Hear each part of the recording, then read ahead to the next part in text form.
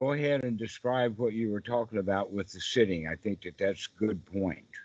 I was just struggling through it, and just seeing someone else who was not sitting in a cross-legged position, that helped me as a starting point. But just in between the sitting during the retreat, like there's lots of breaks and people. It's not a silent retreat; everyone just talks. It's kind of quite social, and I get to talk to some of the monks there. And then one of the monks, he just started. I didn't fully understand what he said at the time, but he started talking about certain methods that he'd learned that helped him just relax. And he was speaking about an American person. I was like, who's this in America? I didn't understand who he was talking about, but he added my WeChat account, like a messaging app. And he sent me the information. It was actually, he was talking about the twin method, the Bhante Villamarasi, is that how you pronounce it? Mm-hmm. Which I thought was quite interesting. He was Villamarasi. He just died, you know. Yeah. And he was just talking about that, and he was referring to like how he was referring to the Pali Suttas and how like certain things that people practice. I think he was talking about the Goenka method actually, that wasn't in the Suttas, and I thought just interesting. So I just looked into a little bit what he was saying, and I found certain things from the twin method quite useful. But I think it was in a way quite I don't know, maybe a bit too structured almost. So because I decided to start trying that more and just loosely trying the method. And by the third weekend that I was in that retreat, it was like the easiest thing that I did because I wasn't struggling in my sitting position. I wasn't trying to just really concentrate really hard or just try really do much. I was just kind of trying to think positive things and just feeling relaxed. And it was just like, wow, this is so easy. This is actually why people say meditation's relaxing, which I never, even though to an extent I found it was relaxing when I was doing shorter sittings. If I did half an hour, that's fine. But during this retreat, I might be sitting an hour and 15 minutes. Then you get a 20-minute break, then you sit in another hour or something like that. And for that, I just couldn't relax until these two things came together, the physical side of it and actually what I'm not supposed to be concentrating on, I suppose. And it was just like a huge breakthrough. I just felt, and since then, I've just felt so much more relaxed. Like I give my permission to like sort of smile, which I'm not the sort of person who smiles very much. And you'll know a lot of students of mine like don't really see me smile. And it's kind of, I think especially that kind of the idea of metta, I know there's different interpretations of what metta is and how it should be done or practiced, but I just found that trying to be positive. I'll point this out is that the Buddha, number one, the Buddha did not teach metta. Yeah, I've read about that. Yeah. And number two is that it's not a practice; it's an outcome of correct practice. Yeah, but just the idea of what's seen as metta, even though I've sort of done a little bit before, but never really felt it. It's more genuinely trying to, the way I'm interpreting it now is generally trying to think of wholesome thoughts and wishing like these really good things. And it's just kind of when you really feel it and you go through and just relax into it and just really try cultivate them wholesome feelings, it's just so beneficial. Mm-hmm. And it's but that can be done directly without using the word metta. Yeah, I understand that now. And that metta almost always has the quality of other people. Mm-hmm. Yeah. Like giving metta to someone else, and that the real practice can just disregard the word metta. Mm-hmm. And if you do use it, you can say having metta for oneself. Mm-hmm. So probably better words to use would be nurturing. To start having nurturing thoughts rather than critical thoughts. That sounds like very true to me. But I just saying like before, like when I was like looking through the twin method, I feel it doesn't quite fit right with me. At a similar time, I came across you, and it seemed the way you break things down just seemed very something I was missing because before, like I said before, I first discovered sort of Chan Zen through the Soto Zen and Shikantaza and just sitting. And the advice I got there a lot of time. It's just sit in equanimity. That's all I have to do is just sit. But I don't have the. I've realized now I didn't really have the skill to do it. Almost, especially for those long periods of time which I was trying to do. It just seemed like it was. I know it's easy, but it's easy if you have the skills developed. I feel, and I'm just watching your videos. I've realized that it's just breaking it down. I needed to almost regress, build up my skills, and then that would be. Well, that would be then the correct practice. That in fact, using the word practice would be then the practice of developing the skills that one needs. And the skills that one needs are actually both in the Eightfold Noble Path now and Anapanasati as the method. And that in every mention of a practice in Anapanasati, it has the twin combination of mindfully breathing in and mindfully breathing out. One cultivates sukha, thus one trains oneself. Or while breathing in and breathing out, one gladdens the mind, thus one trains oneself. So it's all about skill development, skill training. And when the skills are developed, then we don't have to practice anymore. Now we can just play with the skills that we've got. Yeah.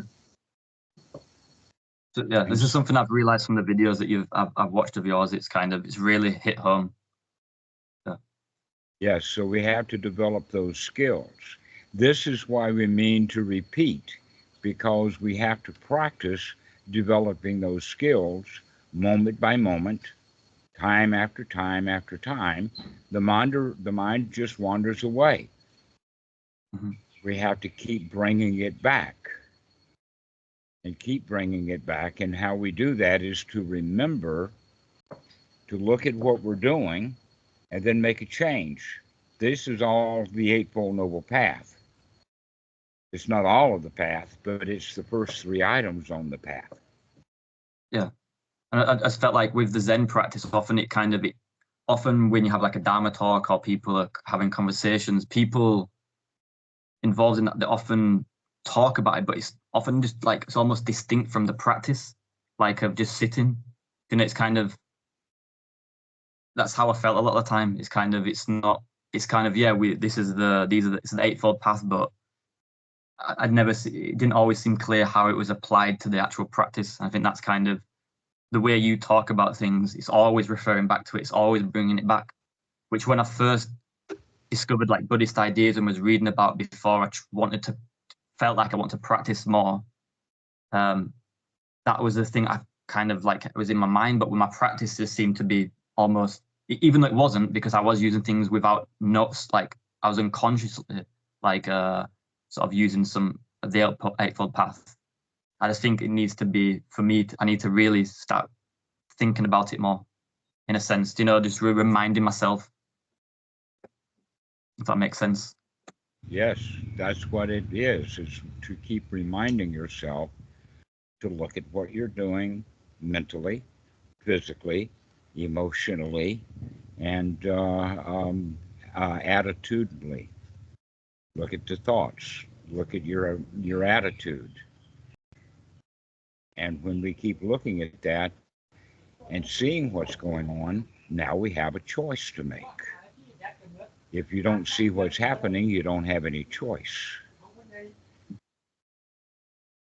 But the Buddha was really big on choice. This is what we mean by right noble effort, is to take the effort to make a change.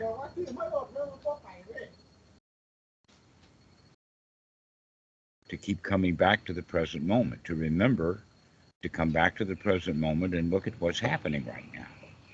And that's something I wasn't doing a lot in the sitting practice that I was doing before. It's just my thoughts were just wandering. And I was like, well, I'm just sitting anyway, just let them wander almost. And I wasn't bringing myself back. And I found that's why the twin method kind of helped me a little bit with those. I don't know if anyone explained those 6 R's. It seemed to break it down, how to bring yourself back. I think it's that breaking down of things that really helped me. That's what kind of really made that's kind of what helped me a lot. just remembering this. Maybe it's like, again, my ego before was just kind of, I want to be advanced, an advanced practitioner or something, which even though people talk about beginner's mind, it's like that ego, I want to progress and I want to maybe go above where I am, which is stupid, really. Here's a point. Wanting to progress means that you're dissatisfied with where you are. Exactly, and so you're actually, when you want to progress, you're actually in a state of dukkha, which is not progressing. Yeah, I know. Okay. Were you on the call where we were talking about a journey to nowhere, progressing on a journey? It's when you recognize that your journey is not getting you anywhere, that it's a journey to nowhere. Now you can stop progressing and just sit down and then start to enjoy, start to actually practice correctly, which just is enjoying where you are in the moment. And stop trying to get results of things that you don't have. Be satisfied with the way things are. That is so radically different, as you can see, because you've been practicing, thinking that you're going to get some value out of it. And what you're doing is practicing all the stuff that you've always been practicing. Unhappiness, misery, wanting things you don't have, trying to get someplace you can't get to. I'd say even before the practice, it was helping me. It was kind of, I was more satisfied, but there was still, but at the same time, there was like some things in the practice that were giving me, making me more dissatisfied. So it's like that. Some things, it's just the balance. Some things were coming in, some things weren't. I don't know. There is a sutta where the Buddha talks about this. And that the name of the sutta is the simile of the snake. It's sutta number 22 in the Majjhima Nikaya, where he's talking about if you grab a snake by the wrong end, you're in danger of getting bit. That there's a right way to grab a snake, and that is grabbing it high up on the throat and on the top of the head. You got your thumb pressed down so it can't bite you.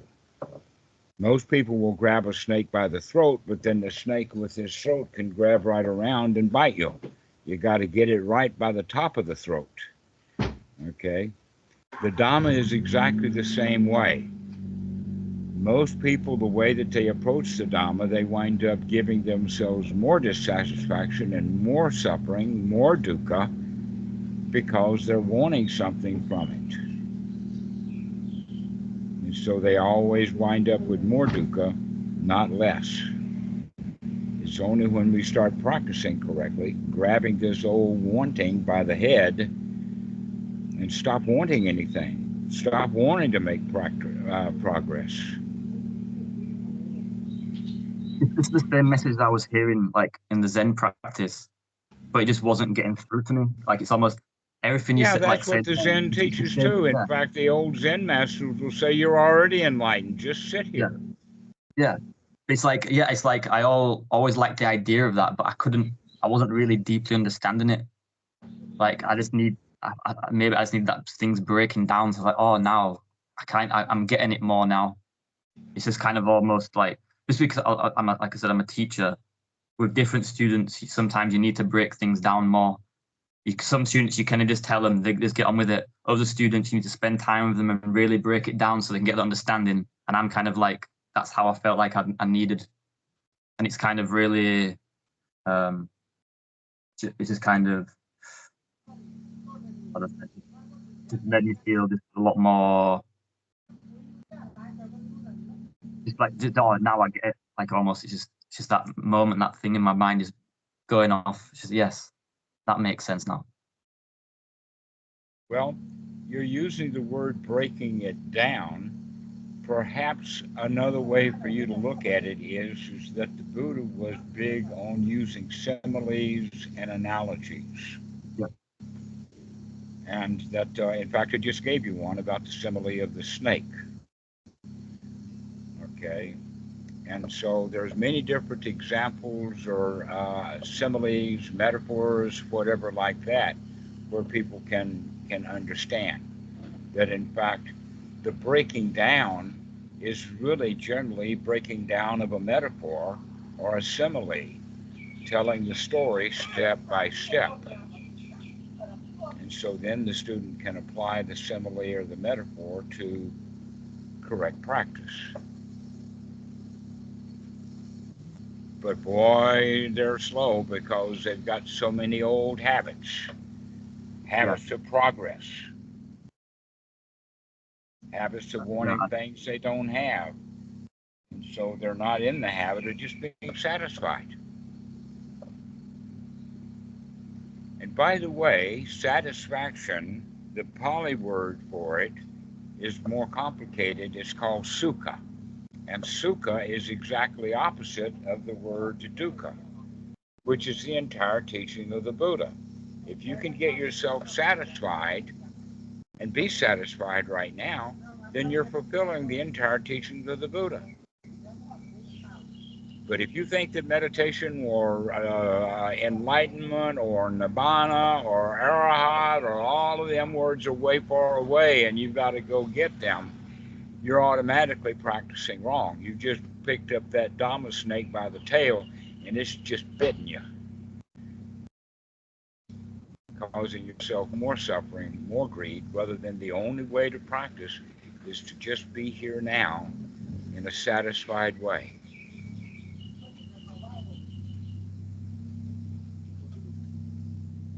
Just be satisfied. And it's a very simple practice. And most people spend about 99.99% of their time dissatisfied. And so when we practice, we're starting to practice 0.01% and maybe get it up to 99% and 1% satisfaction. And then 98% of the time, we're dissatisfied, and 2% of the time we're satisfied because we keep remembering to come back and to come back. And so that remembering to come back becomes a skill. So that we keep remembering that, hey, I don't have to be dissatisfied. Hey, I don't have to sit here and have the mind wandering, hoping that I'll improve, because that's all a waste of time. Most meditation is a waste of time. And you can be satisfied without being in some meditation hall. You can be out walking in the forest and just be satisfied. Yeah. It's interesting actually here, like often the Chinese word for meditation is Mingshang, and they don't, the temple, they don't like using that word. They say it's like a different word to what they do. They do something called Dazuo, which is Zaz. Yes, that's just basically just doing sitting is the translation. Where they have this similar idea. It's like for them, meditation is not what they do. It's a different thing. Well, they're on the same page with us now then.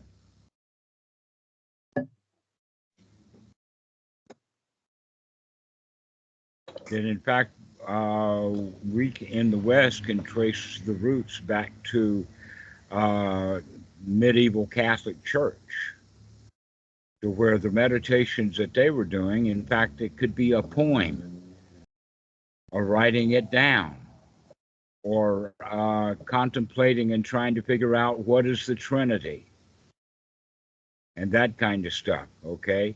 And so Westerners will use that kind of meditation and call it meditation in the sense of what the Buddha teaches. This is why it's better to just leave that word aside. We don't practice meditation. I'm not a meditation teacher. Yeah, it's something that I think the vocabulary, I'm kind of understanding a lot of terms are just not useful. I just need to readjust like how I say things, I think. Well, changing one's vocabulary is making a change, becoming aware of the kind of words that we're using so that we can make a change to those words. Using words that are more appropriate, more correct in the sense of reality.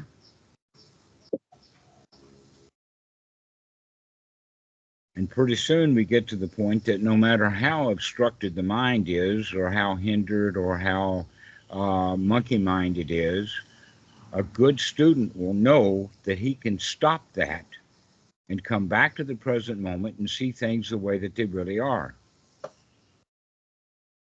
We stop making stuff up and start observing what is.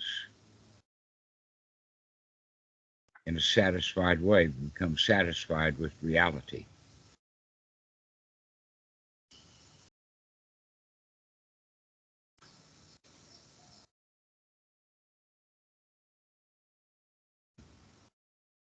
So, do you have any particular questions? Like I said, like over the last sort of couple of months, I think things have been. I don't want to say the word. I just want to say the word progressing, but that's obviously the wrong word. But I've just been feeling less. How about skill development? Thus, one trains oneself. Yeah, I think my skills I've started to realize the certain skills that that I can use, and the certain skills that have are more developed. But I think I still find myself wanting changes to happen, even though it's just me perceiving things in a certain way where it's making me unsatisfied. Just for example. Well, then can you congratulate yourself for seeing that? Yeah.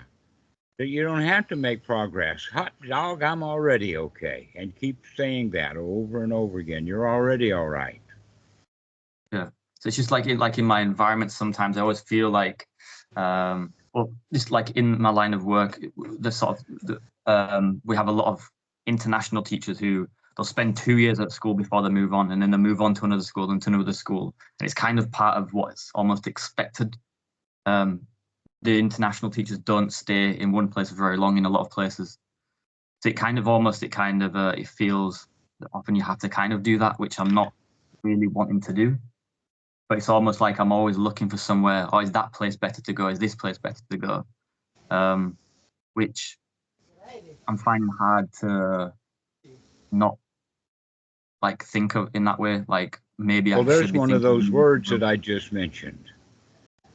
You find it hard. It's not hard. Not hard, I know. It's not at all hard. You're lying to yourself when you say it's hard. You can stay where you are, or you can go. There's no hardness to it. If you don't make a decision, then know that you're not making a decision, and there's no problem to it. But hard comes from when you want something that you're not getting, like progress. You're making it hard by using the word hard. So, Ross, what I would recommend right now is start looking at you using the word hard. Take it out of your vocabulary. Putting the word easy in place instead. You made things hard, you can make them easy. Just an attitude change is all that's necessary, a change of your state of mind. And I suppose the other thing is, I have this kind of, I think I mentioned before, like I have like a persona where I'm not seen as a person who maybe smiles much or is happy, or it's not necessarily true. It's just the way I often show myself. Well, that's what you tell yourself. You're smiling and telling yourself that you don't smile. Yeah, I know. It's improved recently, but it's just kind of maybe sometimes I give off an aura of not wanting to talk to anyone. Like it's not necessarily true. I'm just kind of often content in being quiet and not talking much. But I think other people maybe see me as this person who's very hard to approach, like unapproachable. Don't worry about how other people see you. If you don't feel like talking, don't talk. That's actually a good thing to do, is to shut your mouth. Most people get into trouble when they've got their mouth flapping. Yeah, I've seen that many times. I agree. I'm just thinking in terms of like with work and making things more efficient at work and communication and things like that, especially in a certain role I have at the moment. It would be more important to stop trying to make things that work better and start enjoying it the way that it is. Okay. You don't have to improve yourself at school. You'll get more integrated with your students, and they'll get more from you if you like what you're doing. I think students is not my main issue. Like, if I'm being honest, it's more other staff. Yeah, but you don't have to teach the staff. The only time that you're around the staff is when you're in the staff room. So don't spend any time in the staff room. You don't have to be in the staff room. Yeah, I understand. It's just obviously often we have to like cooperate, and when in the care of the students and things like that, and there's certain things that make just because I have a role where I'm responsible for a lot of students who do find things difficult and have certain barriers within the school environment, and it'd be very helpful for in that role if staff did find you more approachable. When people are unhappy and worried about being unhappy, they are slow learners. If you can give joy to your students and congratulate them for what they can do, they'll improve. Mm-hmm. But yeah, like I said, like the role is I'm not necessarily have direct contact with those students. It's like more of a coordination role, which is why like that relationship with staff is quite important. So I just like, kind of thinking, yeah, and that's just kind of on my mind a lot at the moment. Well, when things like that are on your mind, you can say, oh, I don't need to think that. I can think happy thoughts instead. Because while you're thinking about what you can do with students, guess what? You're not helping them. You're just making yourself unhappy, struggling. Get yourself into a happy mood, and then you can deal with people in a happy mood. Okay.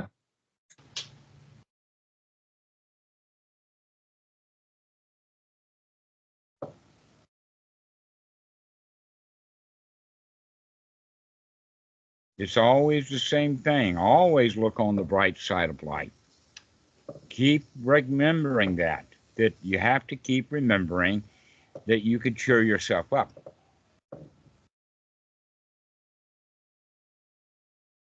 That if there are actual issues to do, people sometimes will call them problems. The issue is can you stop seeing it as a problem and start seeing it as a fun thing to do? Okay.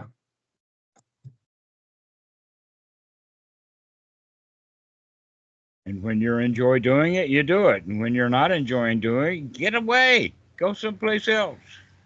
Take a rest. And enjoy that. And then when you're back in the state of enjoyment, you can come back and do what you were doing. But always look on the bright side. That's out of a Brian movie, you know. Yeah, I know. It's very famous, obviously.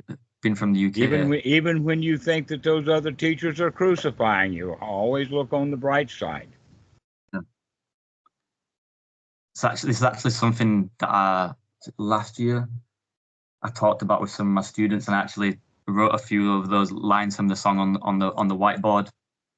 It's quite. I didn't have the whole version because obviously there's a lot of bad language on there. I wouldn't be allowed to do that, but yeah.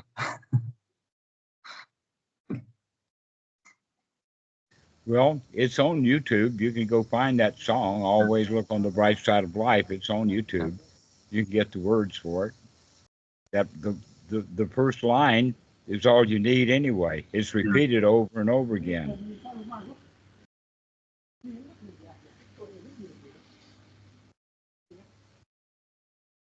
So why don't we finish the call now? You know what to do. You know what to practice. Go remember to practice. Remember to take words like hard out of your vocabulary. Yeah, change my vocabulary. Yeah. Change your vocabulary. Change the way you think. Okay. Thank you very much. All right, Ross. We'll see you later.